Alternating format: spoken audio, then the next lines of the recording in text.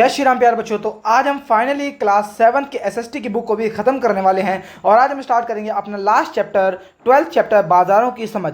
इस चैप्टर के अंदर बच्चों हम पूरे के पूरे बाजार किस प्रकार के होते हैं वो सब जानेंगे। ठीक है, तो चलिए शुरू करते हैं। जो बड़े बड़े क्वेश्चन हमारे इस चैप्टर में आने वाले हैं वो होंगे बच्चों कि बाजार क्या होते हैं और वो कैसे कार्य करते हैं। ठीक है, व्यक्तियों के जीवन में बाजारों की क्या भूमिका है, यानी कि बाजारों की भूमिका के बारे में पढ़ेंगे और सरकार बाजारों के लिए क्या क्या करती है उसके बारे में पढ़ेंगे। ठीक है, और जो वस्तुएं हैं वो किस प्रकार से हमारे पास आती हैं या क्रय की गई वस्तुओं तथा सेवाओं की गुणवत्ता का आकलन किस प्रकार किया जाता है कि कौन सी चीज अच्छी है कैसी है, वो सब चीजें हम इस चैप्टर के अंदर जानेंगे। ठीक है, तो चलिए शुरू करते हैं। आपने बहुत तरीके के बच्चों बाजार देखे होंगे, ये आपको देखिए कई सारे बाजारों के चित्र यहाँ पर आपको देखने को मिल जाएंगे। ठीक है, मॉल हो गया, सब्जी मंडी हो गई। ठीक है, तो हम सबसे पहले एक चीज देखते हैं बच्चों की बाजार है क्या। ठीक है, हमारे सामने सबसे बड़ा क्वेश्चन तो यही है कि बच्चों बाजार है क्या। ठीक है, एक सिंपल सा लॉजिक है, जहां पर किसी भी वस्तु का क्रय और विक्रय यानी कि खरीदा और बेचा जाए उसी जगह को हम बच्चों बाजार कह देते हैं। यानी कि जिस जगह पर वह स्थान जहां पर लोग क्या करते हैं बच्चों, वस्तुओं का क्रय और विक्रय करते हैं यानी कि खरीदते और बेचते हैं, उसी जगह को बच्चों हम बाजार कह देते हैं। लेकिन केवल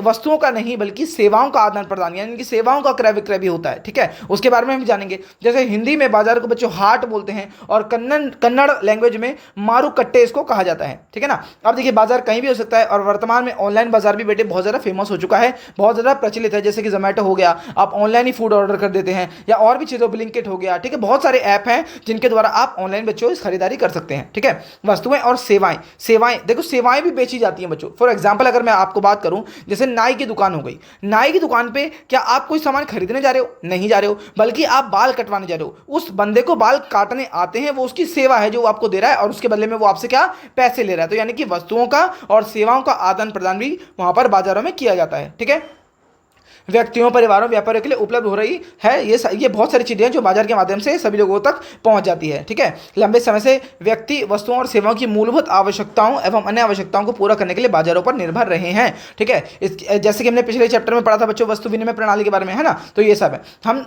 अगर हम एग्जाम्पल के रूप में बात करें कि कितने समय से बाजार आ रहे हैं, तो यहां पर देखिए हम्पी बाजार। ठीक है, हम्पी बच्चों 16वीं शताब्दी में हुआ करता था। ठीक है, यहां पर ये बाजार हाट का चित्र है, ये देखिए यहां पर पूरा बाजार लगा करता था यहां पर। ठीक है, कर्नाटक हम्पी में बाजार समृद्ध व्यापार का केंद्र है, विजयनगर साम्राज्य के समृद्ध बाजारों में से एक था। ठीक है, विरूपाक्ष मंदिर के सामने स्थित है ये विरूपाक्ष मंदिर का सामने स्थित है ये। ठीक है, अन्य विदेशी लेखों में इस शहर की अपार समृद्धि संपन्नता का भी वर्णन हमको देखने को मिल जाता है, यानी कि बहुत सारे लोग हैं जिन्होंने इसकी अपार समृद्धि का वर्णन किया है। ठीक है, एक हमारे पुर्तगाली यात्री थे जिनका नाम था डोमिंगो पेस, वो बताते हैं कि भाई हम्पी के बाजार में विभिन्न प्रकार के उत्पादों को कारोबार होने के कारण से विश्व में उत्कृष्ट उपलब्धता वाला शहर भी बोला जाता था हम्पी को। सोचिए, ठीक है, जहां पर अनाज भी, दूध, तेल, रेशम, पशुओं तरह गाय, खरगोश, घोड़े, यहां तक कि बटेर और तीतर जैसे पक्षियों का भी व्यापार बच्चों यहां पर होता था। ठीक है, एक और हमारे पुर्तगाली यात्री हैं जिनका नाम है फर्नाओ नुनिज। ठीक है, ये हम्पी बाजार के बारे में लिखते हैं कि वहां भी शिल्पकार थे। ठीक है, वे अपने गलियों में काम करते हैं जिन्हें आप सोने के जवाहरात, कृत्रिम आभूषण बनाते हुए, हर प्रकार के माणिक यानी कि मणियों का काम करते हुए, हीरे मोतियों के साथ बेचते हुए देख सकते थे। ठीक है, कपड़ों के विक्रेताओं के लिए कपास, प्रचुर मात्रा में घास और भूसे की उपलब्धता थी, यानी कि बहुत सारी चीजें हमारे देश के अंदर ही उपलब्ध हो जाती थी। ठीक है ना, मुझे मालूम नहीं है कौन कह सकता है कि ये देश बंजर है या ऐसा। हमारे जो यात्री आए पुर्तगाली, ये सब हमारे देश के बारे में लिखते हैं। ठीक है, तो यानी कि बाजारों की जो उपलब्धता है बच्चों आज से नहीं बल्कि 16वीं शताब्दी से भी बहुत पहले से है। ठीक है, जब से मानव जीवन का अस्तित्व आया यानी कि मुद्रा जब से अस्तित्व आई उससे भी पहले से हमारे आसपास में हम बाजारों को देख सकते हैं। ठीक है, अब बाजार कार्य कैसे करते हैं बच्चों इसके बारे में हम जानेंगे। ठीक है ना, देखिए क्या होता है, हर बाजार में एक क्रेता होता है यानी कि बेचने वाला और खरीदने वाला एक विक्रेता होता है। ठीक है ना, दोनों एक कीमत पर सहमत होने की आवश्यकता होती है। अब फॉर एग्जांपल मान लीजिए आपको कोई सब्जी लेने गए हो आप। ठीक है, आप चाहते हो कि भाई सब्जी सस्ती मिल जाए। ठीक है, लेकिन सामने वाले सब्जी को बहुत ज्यादा महंगे दामों पर बेच रहा है तो आप नहीं खरीदेंगे। लेकिन अगर मान लीजिए उसने बहुत ज्यादा सस्ता कर दिया तो जब तक आप जाएंगे सारा सामान बिक जाएगा। ठीक है, तो एक ऐसी कीमत होनी चाहिए जिस पर बच्चों क्या दोनों सहमत हो जाए, तभी आपका काम पूरा हो पाएगा। ठीक है, क्रेता और विक्रेता किसी स्वीकार्य कीमत पर लेन देन करने के लिए मोलतोल करते रहते हैं। ठीक है, अब देखिए कीमत और बाजार का बहुत ज्यादा आपस में बच्चों कनेक्शन होता है। ठीक है, अब जब कीमत अच्छी नहीं मिलेगी तब तक हम सामान नहीं खरीद पाएंगे, कीमत ज्यादा होगी तब भी नहीं खरीद पाएंगे, कीमत कम होगी तो वो पहले बिक जाएगा तब भी हमको नहीं मिल पाएगा। ठीक है, तो क्या होता है वो देखेंगे। ठीक है, यहाँ पर आपको ना एग्जांपल दे रखा है, यहाँ पर ऊपर पढ़ने की जरूरत नहीं, यहाँ पर देखिए।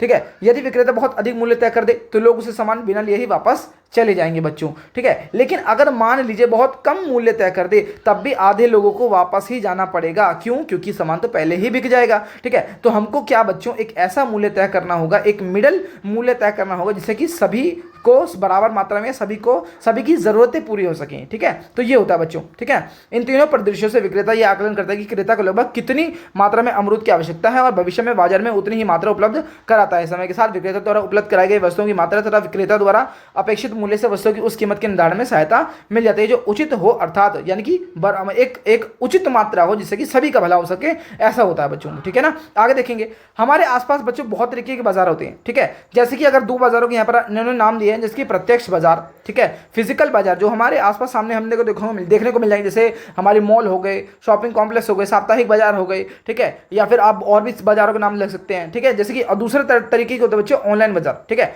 सबसे पहले हम बात करेंगे प्रत्यक्ष बाजारों के बारे में। प्रत्यक्ष यानी कि जो हमारे आंखों के सामने हमको देखने को मिल जाता है, जहां जहां पे क्रेता और विक्रेता प्रत्यक्ष रूप से शामिल होकर बच्चों क्या करते हैं, मुद्रा के बदले यानी कि पैसों के बदले में वस्तुएं और सेवाएं क्रय खरीदते हैं, ठीक है ना। सबसे सामान्य प्रकार का बाजार यही होता है, साप्ताहिक बाजार। कौन सा बाजार बच्चों? साप्ताहिक बाजार। जैसे कि हमारा शुक्र बाजार हो गया, सोम बाजार हो गया, हर सप्ताह के एक निश्चित दिन पर ये बाजार लगते हैं, ठीक है। इनको हाट भी बोलते हैं, ठीक है ना, जहां विक्रेता सब्जियां, अन्य आवश्यक वस्तुएं, हस्तशिल्प की वस्तुएं ठेलों पर सजाकर बेचते हैं, ठीक है। स्थानीय बाजार की दुकानें दूसरे टाइप का हो गया प्रत्यक्ष बाजार, ठीक है। सड़क के किनारे खाद्य पदार्थ, कृत्रिम आभूषण बेचने वाले जो हो गए वो, ठीक है।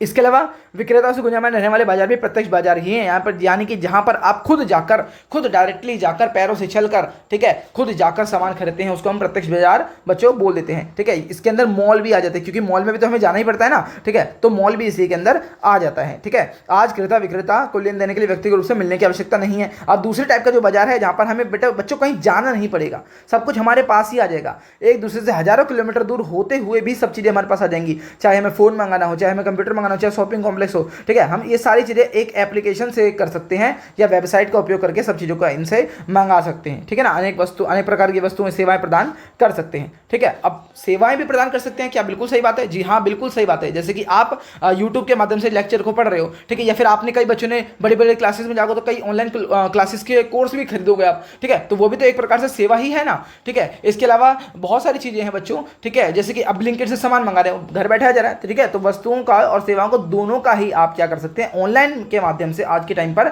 हम बच्चों बुक कर सकते हैं ऑनलाइन के माध्यम से हर चीज़ों को, ठीक है। जैसे कि बस बुक करने के लिए पहले आपको जाना पड़ता था, ठीक है ना, ट्रेन बुक करने के लिए आपको पहले जाना पड़ता था, बहुत दूर दूर तक जाना पड़ता था, लेकिन अब आप वो सारी चीज़ें यहीं पर ही ऑनलाइन ही बुक कर सकते हैं, ठीक है ना। कोई भी वस्तु, कोई भी व्यक्ति पुस्तक, वस्त्र, फर्नीचर, किराने की वस्तुओं से लेकर इलेक्ट्रॉनिक सामान, टीवी, मोबाइल फोन और लैपटॉप तक खरीदकर अपने घर में मंगा सकते हैं, ठीक है। जो विनिर्माता यानी कि जो बनाने वाले हैं वस्तुओं के उत्पादन के आगत घटकों को भी ऑनलाइन खरीद सकते हैं, यानी कि जो चीज़ें प्रोडक्ट है ना उनके पार्ट्स को भी आप खरीद सकते हैं, ठीक है। वस्तुओं के अतिरिक्त कोई भी घर से बाहर निकलने बिना ऑनलाइन कक्षाओं, ठीक है, जैसे कि मैं अभी आपको एग्जांपल देते ना कक्षाओं वाला, ठीक है, इन सभी सेवाओं का भी लाभ आप उठा सकते हैं, ठीक है ना। जैसे कई सारे बच्चे होते हैं जो कोर्स खरीद लेते हैं बच्चों, ठीक है ना, तो उन सब के बारे में बात कर रहे हैं कि भाई वस्तुएं तो खरीद ही सकते हैं ऑनलाइन, लेकिन आजकल सेवाओं का भी हम खरीद सकते हैं। जैसे कि आजकल बच्चों बार्बर भी बुक कर लिए जाते हैं, या बहुत सारी सेवाएं जो आप ऑनलाइन चेक कर सकते हैं, ठीक है ना। ऐसे अन्य प्रकार के बाजार भी होते हैं, ठीक है, जो वस्तुओं सेवाओं का लेन देन नहीं करते लेकिन फिर भी वो बाजार हैं, जैसे कि शेयर बाजार आपने नाम सुना होगा, स्टॉक मार्केट आपने नाम सुना होगा, ठीक है, तो ये भी है, ठीक है ना। आगे जो दूसरे टाइप के जो बाजार हैं बच्चों वो है घरेलू बाजार और अंतर्राष्ट्रीय बाजार। देखिए नाम से पता चल रहा है घरेलू यानी कि जो भारत के अंदर आंतरिक सीमा के अंदर होगा वो बाजार होगा, हमारा घरेलू बाजार होगा, और अंतर्राष्ट्रीय बाजार जो भारत की बाउंड्री से बाहर हम व्यापार करेंगे उसको बोलेंगे, ठीक है ना। वह बाजार जहां वस्तुओं सेवाओं का क्रय विक्रय देश की भौगोलिक सीमा के भीतर ही होता है, यानी कि देश के अंदर ही हम क्या करते हैं वस्तुओं का लेन देन करते हैं, उसको घरेलू बाजार कह देते हैं, ठीक है ना। जैसे कि इस पुस्तक को प्रकाशित करने के लिए पूरे भारत में बड़ी कागज मिलों से कागज लिया गया, ठीक है, फिर क्रेता और विक्रेता के बीच लेन देन की सीमा देश के अंदर ही हुई, ठीक है, तो इसलिए ये घरेलू बाजार का हो गया। लेकिन बात करें अंतर्राष्ट्रीय बाजार का, वह बाजार जहां वस्तुओं और सेवाओं का क्रय विक्रय देश की भौगोलिक सीमा के बाहर होता है उसे हम अंतर्राष्ट्रीय बाजार बोल देंगे, यानी कि देश के बाहर होता है। जैसे कि हम क्या करते हैं बच्चों, देखो देश के बाहर ना या तो चीजें ली जाएंगी यानी कि खरीदी जाएंगी या तो बेची जाएंगी, ठीक है ना। एक देश विक्रेता अपने उत्पादों को दूसरे देश में निर्यात यानी कि बेच देते हैं, तब उसे निर्यात बोलते हैं, ठीक है ना। और एक देश की क्रेता दूसरे देश से उत्पादित उत्पादों का आयात यानी कि उनसे मंगवा लेते हैं, खरीद लेते हैं, ठीक है। अब जैसे कि हम भारत की अगर हम बात करें ना तो भारत दोनों काम करता है भाई, ठीक है। आपको यहाँ पर एरो दिख रहे होंगे बस बच्चों, इसके अंदर मैं थोड़ा सा छोटा कर लेता हूँ इसको। यहाँ से देखेंगे आप कि भाई यहाँ से जो चीजें ना ऊपर की तरफ जा रही है, बाहर की तरफ निकल रही है ना, तो ये जो ऊपर पर है, यहाँ पर हम वस्तुओं का निर्यात कर रहे हैं, निर्यात यानी कि दूसरे देशों में भेज रहे हैं। हम किस किस चीज़ का निर्यात करते हैं बच्चों? उत्तरी अमेरिका में हम सॉफ्टवेयर आउटसोर्स सेवाओं का निर्यात कर रहे हैं, ठीक है। अगर मैं बात करूं अमेरिका के अंदर, तो भाई सिलिकॉन वैली एक जगह है, ठीक है, आईटी का हब है वो, ठीक है। 80 लाख से ज़्यादा भारतीय वहाँ पर काम कर रहे हैं, अपनी सेवाएं दे रहे हैं वहाँ पर, ठीक है। तो निर्यात हो चुका ये, ठीक है। दक्षिण अमेरिका में रासायनिक उत्पाद हम बेचते हैं, ठीक है। अफ्रीका के अंदर औषधियाँ बेच रहे हैं हम, ठीक है। यूरोप के अंदर हम बच्चों मशीनरी जैसी अभियांत्रिकी वस्तुएं, बॉयलर, ये सब बेच रहे हैं, ठीक है। पश्चिमी एशिया में खनिज तेल उत्पाद ये सब बेच रहे हैं, ठीक है। लेकिन कुछ चीज़ों का आयात भी कर रहे हैं। यहाँ पर आप देखेंगे तो कि भाई भारत के अंदर सारी चीज़ें आ रही हैं, यानी कि भारत खरीद रहा है इन सब चीज़ों को। कहाँ कहाँ से खरीद रहा है? जैसे उत्तरी अमेरिका से भाई विमान खरीदते हैं हम, उसके पुर्जे खरीद लेते हैं, ठीक है। दक्षिण अमेरिका से खनिज अयस्क ले रहे हैं, जैसे तांबा वगैरह ले रहे हैं। अफ्रीका से हीरे ले रहे हैं। यूरोप से बिजली के उपकरण ले रहे हैं, ठीक है। पश्चिम एशिया से खनिज तेल ले रहे हैं, ठीक है। दक्षिण पूर्वी एशिया से वनस्पति तेल ले रहे हैं। तो हम क्या करते हैं बच्चों? निर्यात भी करते हैं चीज़ों का और वस्तुओं का आयात भी करते हैं, ठीक है। आगे देखिए, 2024 में भारत वनस्पति तेलों जैसे ताड़ का तेल हो गया, सूरजमुखी का तेल हो गया, सोयाबीन का तेल हो गया, सबसे बड़ा आयातक था, यानी कि हमने ये चीज़ें मंगाई थी, ठीक है। ताड़ का तेल हमने मलेशिया से, इंडोनेशिया से, थाईलैंड से आयात किया था बच्चों, ठीक है। अगले टाइप के बाजारों की अगर हम बात करें बच्चों, तो वो बाजार होते हैं बच्चों थोक बाजार और खुदरा बाजार। अब इसमें ना हमको क्या देखिए, यहाँ पर आपको ना एक पूरी श्रृंखला याद करनी पड़ेगी। आगत आगत आगत आगत, जहाँ से वस्तु को लाया जा रहा है वो हो गया, ठीक है। उत्पादक हो गया, ठीक है। फिर ये उत्पादक दूसरे उत्पादक को बेचेगा। फिर यहाँ पे थोक विक्रेता, जो इस उत्पादक से बहुत बड़ी बल्क मात्रा में, जैसे किसान है, किसान ने गेहूं उगाया भाई, ठीक है। अब गेहूं मान लीजिए 200 किलो गेहूं, 500 किलो गेहूं उगाए, ठीक है। तो ये थोक विक्रेता क्या करेंगे? मान लीजिए थोक विक्रेता 5 थोक विक्रेता जिन्होंने 100 किलो आपका गेहूं खरीद लिया, आपके पास से सारा सामान बिक गया। अब ये 100 किलो को एक बच्चा, एक व्यक्ति तो खरीदेगा नहीं, तो ये क्या करेंगे? किसी जगह डाल देंगे, मंडी में डाल देंगे, ठीक है, या दुकानों पे रखी आएंगे। तो ये थोक विक्रेता से खुदरा विक्रेता, जो दुकानदार होते हैं ना, वो थोड़ी थोड़ी मात्रा में ले आएंगे। जैसे कोई 50 किलो ले आया, कोई 25 किलो ले आया, ठीक है। और वहां से लास्ट में जाकर हमारे को जैसे 1 किलो चाहिए, 2 किलो चाहिए, तो वो हमारे पास ऐसे पहुंचता है। तो पूरी की पूरी बच्चों ये श्रृंखला काम करती है, तब जाकर हमारे पास कोई भी चीज आ पाती है, ठीक है।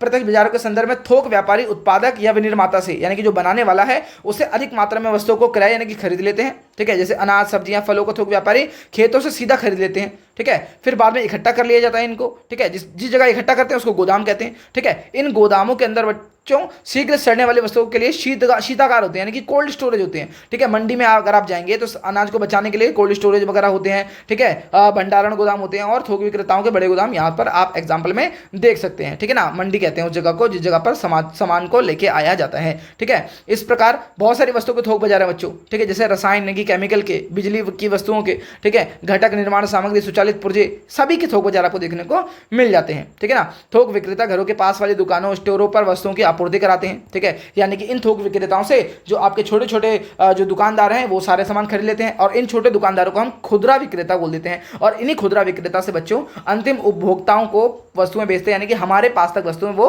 आ पाती हैं, ठीक है ना। खुदरा विक्रेता कम मात्रा में वस्तुएं बेचते हैं, ठीक है। और ये आपका पुनर्विक्रय के स्थान पर उपभोग के लिए होते हैं, यानी कि इसको दोबारा चक्र नहीं चलेगा, बल्कि डायरेक्टली लास्ट स्टेज होती है जहाँ पर वस्तु जो है उपभोक्ता तक पहुँच जाती है, ठीक है ना। खुदरा स्टोर सेवाओं के लिए भी होते हैं, जैसे सैलून हो गया बेटो, फिल्म थिएटर हो गया, रेस्टोरेंट हो गया, ये सारे हो गए, ठीक है ना। यहाँ पर सेवा की उपलब्धता भी बढ़ाई जाती है। कुछ मामलों में दूरी और क्षेत्र के कारण थोक विक्रेताओं के लिए बड़ी संख्या में खुदरा विक्रेता तो पहुंचना कठिन हो जाता है, ठीक है ना। तो यहाँ पर मीडियोकर लोग काम करते हैं, जिनको वितरक बोलते हैं। अच्छा, आपने ना देखा होगा, जैसे मान लीजिए दुकानदारों के पास ना सुबह सुबह ना, अगर आपके शहर में रहते हो या कहीं भी गाँव में भी रहते हो ना, तो ब्रेड पहुँचाने के लिए, दूध की थैलियाँ पहुँचाने के लिए गाड़ियाँ आती हैं, दुकानदार नहीं जाता, गाड़ियाँ आती हैं, ठीक है। गाड़ियों में सामान लोड होकर वहीं पे आ जाता है। तो ऐसे लोग जो दुकानों पर ये सारा सामान पहुंचाते हैं, इनको वितरक बोल देते हैं बच्चों। क्या बोलते हैं? वितरक बोल देते हैं, कि ठीक है, दूरी की वजह से सामान को जल्दी पहुंचाने का काम बच्चों वितरक कर देते हैं, ठीक है ना।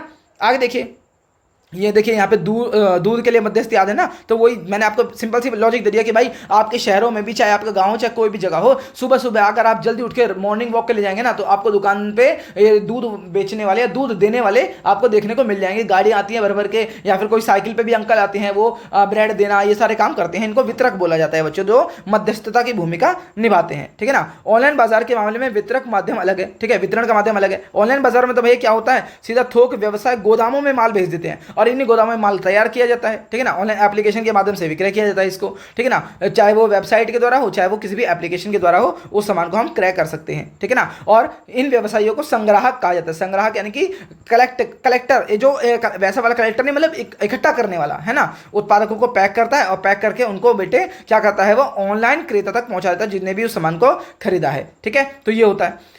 जैसे गुजरात के सूरत में वस्त्र बाजार की अगर हम बात करें, ठीक है, गुजरात में सूरत जगह जो है बच्चों, वस्त्र बाजार की सबसे बहुत पुरानी और सबसे बड़ी जगह है वो, ठीक है ना।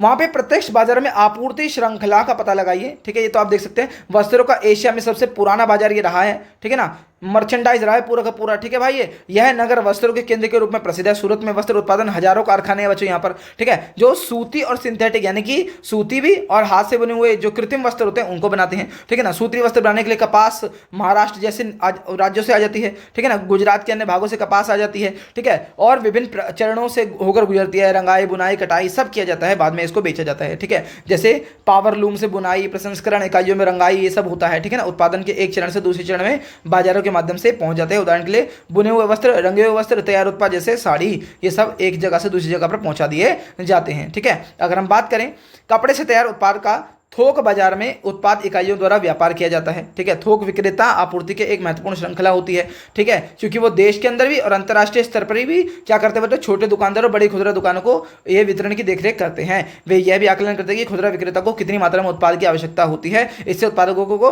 जो उत्पादक हैं बच्चों, उनको उत्पाद संग्रह करने में सहायता मिलती है। अंतिम उपभोक्ताओं को उत्पादों की निर्बाध आपूर्ति यानी कि कभी भी बाधित ना होने वाली, कि भाई हर टाइम आता रहेगा सामान, ऐसी आपूर्ति सुनिश्चित उनके पास हो जाती है, ठीक है। यहाँ पर आप देख सकते हैं कि भाई कहाँ कहाँ से, सूरत से देखिए यहाँ से सामान मंगाया जा रहा है, ठीक है। बहुत सारी यहाँ पर सारी चीज़ें तैयार की जाती हैं, ठीक है ना। आसपास कपास की आपूर्ति करते हैं, यहाँ पे कपास मंगाई जाती है इन जगह से, ठीक है ना। आगे देखिए, ये सूरत नगर का मानचित्र है बच्चों, ठीक है, ये वाला अगर आप देखेंगे तो, ठीक है।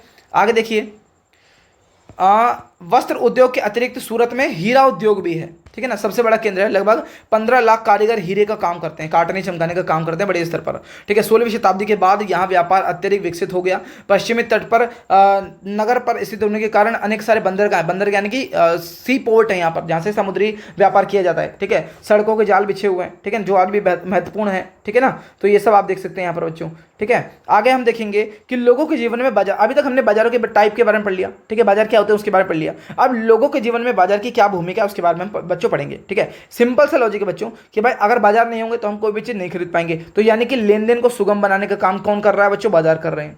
लेन देन को सुगम बनाने का काम करते हैं। व्यक्तियों, परिवारों, व्यवसायों को उन वस्तुओं सेवा तक पहुंचाने में सहायता करते हैं जिन्हें उनकी आवश्यकता होती है, यानी कि आवश्यकताओं की पूर्ति भी ये लोग कर रहे हैं। यानी कि जो बाजार हैं बच्चों, वो आवश्यकताओं की पूर्ति कर रहे हैं, ठीक है। जिन्हें हम स्वयं नहीं बना सकते वो बाजार हमको मुहैया करवा देते हैं, ठीक है ना। इस अनुभाग में हमने बाजारों की भूमिका के कुछ आयामों को पता लगाएंगे। जैसे आकृति एक पेशेवर चित्रकार है, कोई भी एक लड़की है जो आकृति चित्रकार है, ठीक है ना, जो कैनवस पर तैल चित्र बनाती है, ऑयल पेंटिंग बनाती है बच्चों, वो उसके चित्रों की सराहना की जाती है, लेकिन उसे क्रेता मिल पाना बहुत कठिन लगता है, ठीक है। यानी कि कोई सब तारीफ तो कर रहे हैं कि भाई वाह वाह क्या मस्त माल बना दिए हो, लेकिन कोई खरीद नहीं रहा है, ठीक है। वह इस बात से चिंतित है कि अपने चित्र कहाँ किस मूल्य पर विक्रय करे। अमरूद वाली स्त्री के विपरीत कलाकृति के लिए स्थानीय क्रेता विक्रेता बहुत कम होते हैं। अब देखिए, बाजारों में जाकर तो पेंटिंग बेची नहीं जाएगी, इतनी आसानी से नहीं बिकेगी, ठीक है। तो अब इन सबको कहाँ बेचा जाए, क्या पता ऑनलाइन बिक जाए, ठीक है ना।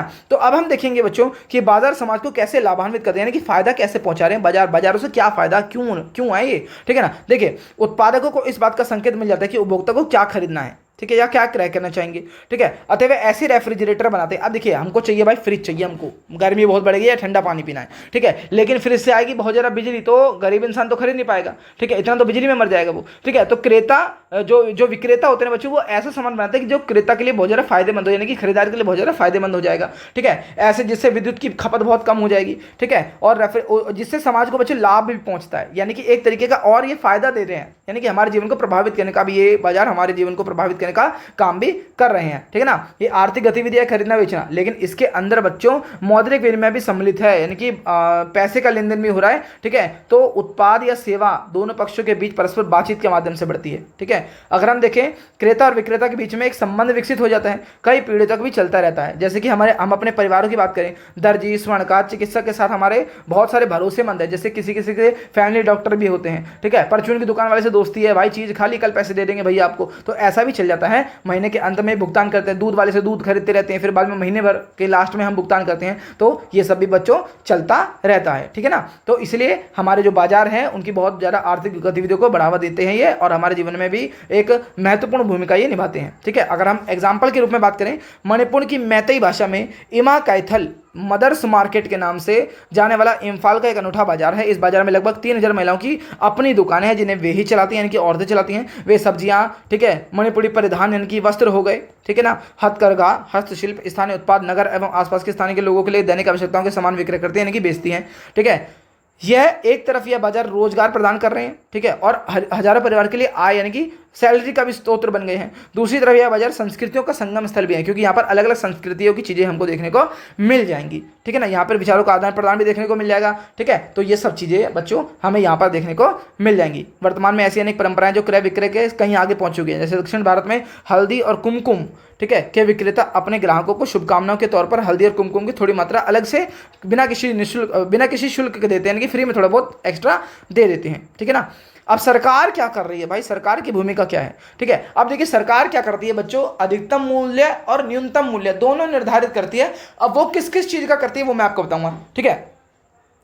बाजार क्रेताओं की मांग और विक्रेता के द्वारा आपूर्ति, क्रेता यानी कि हमारी मांग और विक्रेता यानी कि दुकानदारों की जो आपूर्ति वो करवा रहे हैं, उसके बीच की क्रिया से वो संचालित होता है, ठीक है। कुछ परिस्थितियां ऐसी होती है जिसमें बहुत सुचारू रूप से कार्य नहीं कर पाता बाजार, ठीक है, तब हमारी सरकार को उसमें सरकार को क्या दखल देना पड़ता है, ठीक है। जैसे कि बच्चों क्या होता है, जो हमारी सरकार है वो मूल्य के उचित निर्धारण की निगरानी करती है कि भाई कोई भी व्यक्ति जो है सामान सही दामों पर बेच रहा है नहीं बेच रहा है। फॉर एग्जांपल अगर मैं बात करूं कि भाई नमक लेना, भाई नमक मिल रहा है 50 रुपये किलो, 100 रुपये किलो, तो क्या कोई खरीदेगा, ठीक है। यानी कि नमक जो होता है बच्चों एक आम इंसान की जरूरत होती है, ठीक है, लेकिन उसको कोई भी इतने दामों पर खरीदना नहीं चाहेगा, तो सरकार पहले ही तय कर देती है कि भाई किसकी कितनी मूल्य होगी, ठीक है। जो महंगी चीज़ें होती हैं उनकी अधिकतम मूल्य तय कर दी जाती है, ठीक है। जो सस्ती चीज़ें होती हैं या जिनको लोग मान लीजिए कि फायदा उठा सकते हैं, ऐसे लोग जैसे किसान हो गए, किसानों को अनाज कम सामान पे कम कीमत पे लोग खरीदना चाहते हैं, ठीक है, तो उनके लिए न्यूनतम मूल्य भी तय किया जाता है, ठीक है, तो वो भी हम देखेंगे, ठीक है। सरकार कुछ वस्तुओं के मूल्यों को बच्चों नियंत्रित कर देती है। उदाहरण के लिए वह विक्रेता के द्वारा वसूले जाने वाले अधिकतम मूल्य को निर्धारित कर सकती है। जैसे कि कोई व्यक्ति है कि भाई वो एक चीज पर कितना हाईएस्ट पैसा ले सकता है, उस चीज को भी फिक्स कर देती है। जैसे कि मान लीजिए पानी की बोतल है, अब पानी की बोतल 20 रुपए की बिकनी है, सरकार ने तय कर दिया। अब कोई भी 21 रुपए की बेचेगा ना भाई, तो उसके पड़ेंगे पिछवाड़े पे लठ, ठीक है। लेकिन कई जगह पर ऐसा होता है जैसे रेस्टोरेंट में वही 20 रुपए की बोतल 100 रुपए की मिलती है, ठीक है, तो वहां पर सरकार कुछ नहीं करती। क्यों नहीं करती? क्योंकि वहां पर वो तय कर दिया गया है, क्योंकि भाई रेस्टोरेंट के भी अलग ही खर्चे होते हैं, ठीक है, इसलिए वहां पर भी ये सब चीजें सरकार ने क्या कर रखा है कि भाई बोल रखा है कि हाँ भाई तुम इतने में बेच सकते हो, ठीक है। तो ये होता है बच्चों, अधिकतम मूल्य तय कर दिया गया, वो भी उससे ऊपर अगर जाएंगे 100 से ऊपर बेचेंगे तो वो उस सरकार उनमें दखलंदाजी कर सकती है, ठीक है। तो अधिकतम मूल्य तय कर देगी कितने में कोई चीज बिकेगी, ठीक है, जैसे कि, और न्यूनतम मूल्य भी तय कर देगी। अच्छा, अधिकतम मूल्य में और एग्जांपल अगर हम देखें तो जीवन रक्षक दवाई हो गई, ठीक है, बहुत सारी दवाई ऐसे जिनकी बहुत ज़्यादा जरूरत होती है, ठीक है, तो अगर वो ज़्यादा महंगी कीमतों पर मिलेंगी तो कोई खरीद नहीं पाएगा, तो उनका भी एक न्यूनतम मूल्य तय कर दिया गया, ठीक है। अधिकतम मूल्य भी तय कर दिया गया, न्यूनतम मूल्य भी तय कर दिया गया, ठीक है। जैसे गेहूं का, धान का, मक्का का, इन सब का कृषि उत्पादों का न्यूनतम मूल्य तय कर दिया जाता है बच्चों, ठीक है ना। इससे यह सुनिश्चित हो जाता है कि किसानों को नुकसान ना हो जाए भाई, ठीक है। अगर किसान अपना सामान बेच रहे हैं तो उनको कोई भी नुकसान ना हो जाए और नियोक्ता जो है उन्हें उचित भुगतान कर सके, ठीक है। हालांकि सरकार को ऐसी मूल्य सीमाओं को सावधानीपूर्वक लागू करना चाहिए, ठीक है। यदि मूल्य कम हो तो उत्पादकों को उत्पाद करने की कोई प्रेरणा नहीं मिलेगी, ठीक है। अगर मान लीजिए किसानों को लग रहा है कि भाई सरकार ने बहुत ज़्यादा कम हमारे लिए मूल्य तय कर दिया, तो भाई उनके लिए एक डिमोटिवेट हो जाएंगे ना वो, कि भाई इतनी मेहनत कर रहे हैं फिर भी हमारे को कुछ नहीं मिल रहा। जैसे कि अभी आपने किसान आंदोलन के बारे में देखा होगा, पिछले सालों से किसान आंदोलन कई बार चलते रह रहे हैं, ठीक है ना। तो ये सब इसीलिए हो रहा है क्योंकि सरकार ने कहीं ना कहीं गलती करी होगी, न्यूनतम मूल्य बहुत ज़्यादा कम फिक्स कर दिया होगा, ठीक है। तो ये सब बच्चों चलता रहता है, ठीक है ना।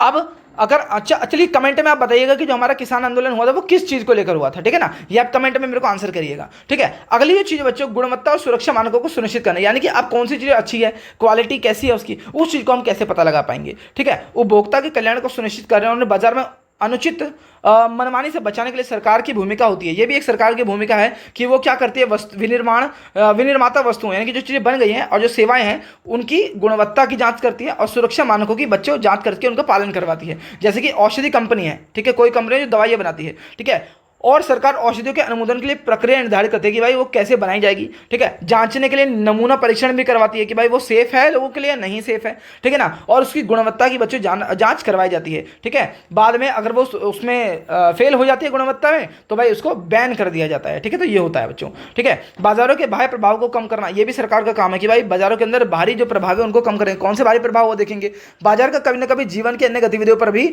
बहुत प्रभाव होता है। उदाहरण के लिए बाजारों में उपलब्ध कुछ वस्तुओं का उत्पादन कारखानों में करना आवश्यक होता है, ठीक है। जैसे कारखानों में देखो सारी की सारी चीजें फैक्ट्रियां बनती हैं, लेकिन जो फैक्ट्रियां हैं वो पर्यावरण को प्रदूषण पहुंचा रही हैं, ठीक है। तो जो पर्यावरण को ज्यादा प्रदूषण पहुंचाएंगी उनको भाई बैन कर सकती है सरकार, ठीक है। तो बच्चों ये भी किया जाता है, ठीक है ना। जैसे कि ऐसे प्रभावों को समझने के लिए नियंत्रित करने में महत्वपूर्ण भूमिका हमारी सरकार निभाती है, ठीक है। जैसे कि एक बार उपयोग में आ जाने वाला प्लास्टिक हो गया, ठीक है, वो पर्यावरण पर तो असर पड़ेगा ही पड़ेगा, ठीक है, लेकिन स्वास्थ्य को भी संकट में डाल देगा वो, ठीक है। तो सरकार कठोर नियम लागू कर सकती है कि भाई हस्तक्षेप भी कर सकते हैं कि इसको बंद करो, या फिर डिब्बाबंद वस्तुओं की शुद्धता की जांच करने के लिए भी उनके भार की, उनकी माप की निगरानी करने के लिए पद्धति स्थापित करती है, जिसके बारे में आप अभी आगे देखेंगे, ठीक है। जैसे कि शासकों द्वारा उपभोक्ता, जो हमारे पहले शासक होते थे, वो उपभोक्ता के हितों की रक्षा करने के लिए आधुनिक भारत की प्रथा नहीं है, यानी कि बहुत पुरानी प्रथा है। पहले के टाइम पे कौटिल्य ने अर्थशास्त्र में लिखा है कि घी का व्यापार करने वाले व्यापारियों के लिए निर्देश लिखे गए थे उसके अंदर कि घी की मात्रा की कमी जो मापने वाले डिब्बे में चिपकी रह जाती है, क्षतिपूर्ति हेतु क्रेताओं को 1/50वां भाग अधिक मांसराव के रूप में देगा। यानी कि जैसे कि पहले के टाइम पे ये होता था कि भाई अगर कोई भी घी खरीदने गया तो थोड़ा बहुत घी क्या होता है डब्बे में चिपका रहता है, तो उसके लिए थोड़ा एक्स्ट्रा घी डालना पड़ता था, ठीक है। तो ये सारे हमारे आज के टाइम से नहीं हो रहा, ये जो गुणवत्ता की जांच हो रही है आज के टाइम से नहीं हो रही, कौटिल्य के टाइम से हो रही है भाई। ये सोच लीजिए कितनी ज्यादा पुरानी जांचें हो रही है ये, ठीक है। तो सरकार यह सुनिश्चित करने के लिए नियम बनाती है कि बाजार निष्पक्ष रूप से कार्य करें और उपभोक्ताओं को बच्चे शोषण ना हो। अगर कोई शोषण होता है तो आप कंज्यूमर कोर्ट में जा सकते हैं, ठीक है। कहां जा सकते हैं, कंज्यूमर कोर्ट के अंदर आप जा सकते हैं, ठीक है। अब सार्वजनिक सुविधा और सेवाओं के लिए सेवाएं उपलब्ध कराना, ठीक है। उत्पादक हम जो हमें ये सारे हमारी सरकार के काम है जो अभी हम पढ़ रहे हैं, सरकार कर रही है ये सब हमारे लिए, ठीक है। कई सारी ऐसी चीजें होती है जो सभी की जरूरत होती है, ठीक है ना, उन सबको सरकार मुहैया करवा देती है बहुत ज्यादा कम मात्रा में, ठीक है ना, कम कीमत पर, सॉरी, ठीक है। उत्पादक वस्तुओं और सेवाओं का उत्पादन एवं विक्रय लाभ के लिए करते हैं। आप देखो जो बेचने वाला है वो तो लाभ कमाना चाहेगा, ठीक है, लेकिन कुछ चीजें हैं जिनमें लाभ की अपेक्षा नहीं रखते हैं। उदाहरण के लिए उद्यान, सड़कें, सुरक्षा व्यवस्था, इसमें सरकार दखल अंदाजी करेगी भाई, ठीक है ना।